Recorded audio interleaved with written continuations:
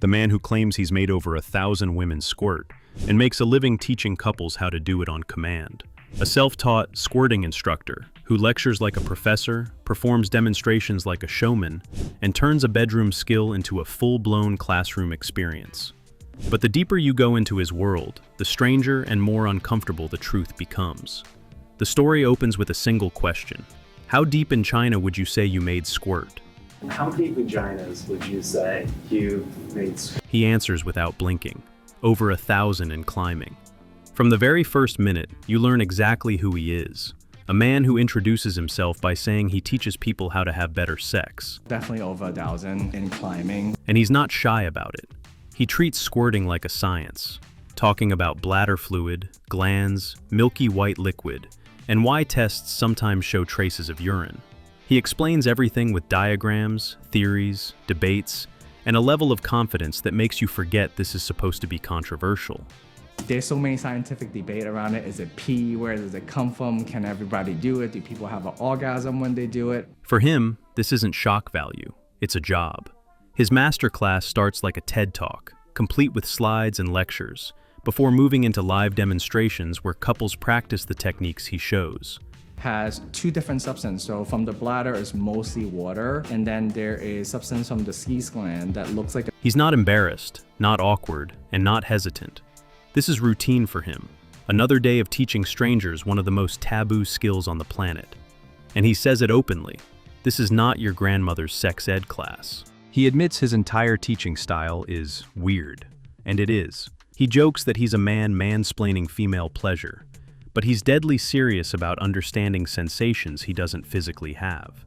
He explains that because he doesn't have the anatomy, he had to build empathy in a different way, by learning internal sensations, studying neuroanatomy, and even comparing prostate stimulation to what a cervix feels like when touched the right way. So let's increase cliteracy. I talk about theories and science and show diagrams and how everything works. He turns something intimate into something almost medical, breaking it down like a body mechanic instead of a sex educator. But the strangest part is how naturally he shifts between science and performance. With a demo model, and then they get to practice it with their partners. So it's like one moment he's explaining receptors, thresholds, and internal pressure, and the next he's demonstrating angles, hand placement, and how to connect with your partner. the second part on the giver side is that you have to apply the right amount of pressure instead of just focusing on technique. To him, this isn't dirty or shocking. It's precision work. He treats pleasure the way an engineer treats machinery. Calibrate, adjust, feel, repeat. And every couple who walks into his class is expected to learn it exactly the way he teaches. to how much stimulation you need in order for the body to register that sensation. When he starts explaining the actual technique, it becomes clear why people travel to learn from him. He tells students to forget friction. Squirting, he says, is pressure-based. He teaches them how to apply force to the G-spot, hit the sensory threshold, and keep the emotional connection intact at the same time. He even openly coaches both partners at once, the giver on pressure and angle, the receiver on relaxing and releasing. He says the biggest mistake people make is focusing only on movement instead of tuning into their partner's body.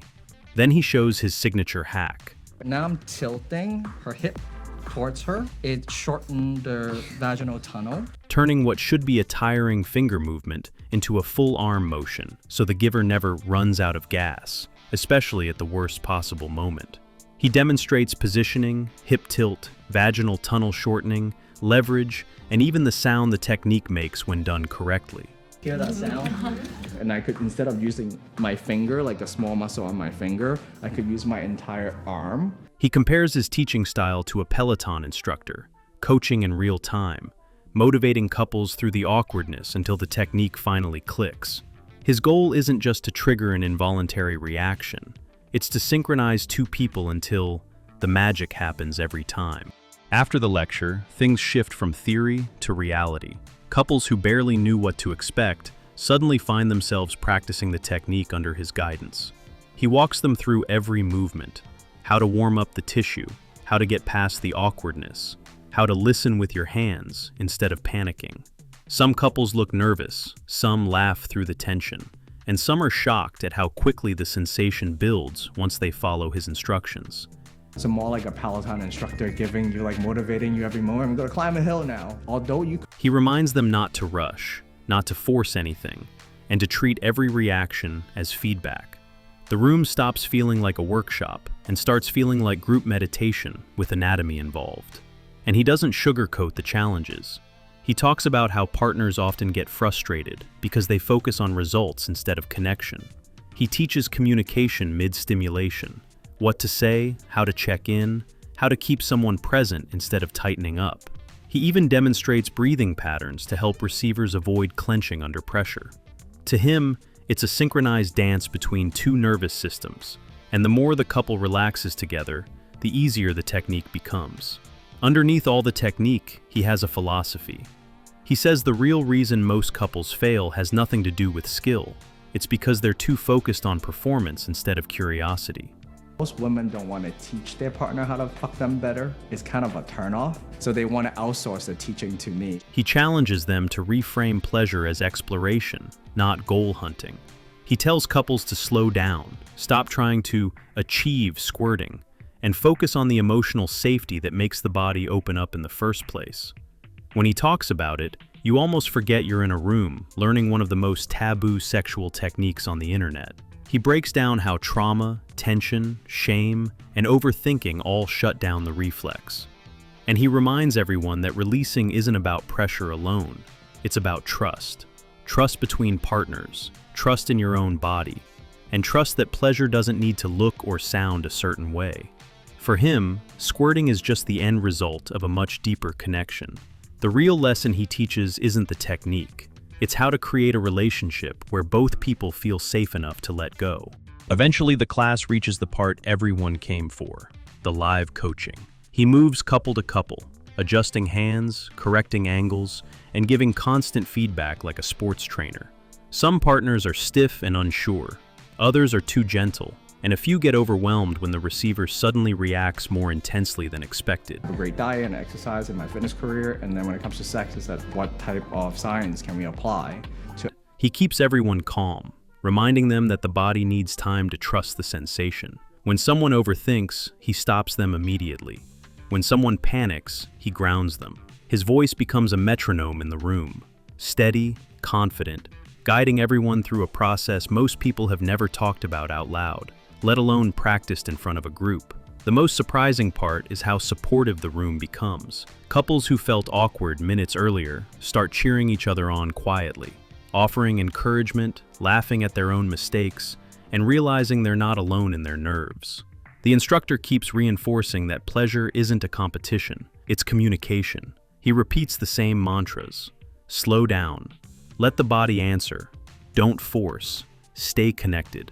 And slowly, the energy shifts. I think one of the reasons that I love teaching squirting specifically is that the key lesson is about surrendering and letting go, and that's where really a lot of good receptive sex come from. People aren't embarrassed anymore. They're focused, curious, and actually learning something they wish someone had taught them years ago. By the time the class wraps up, the awkwardness is gone, and something else has taken its place. Relief.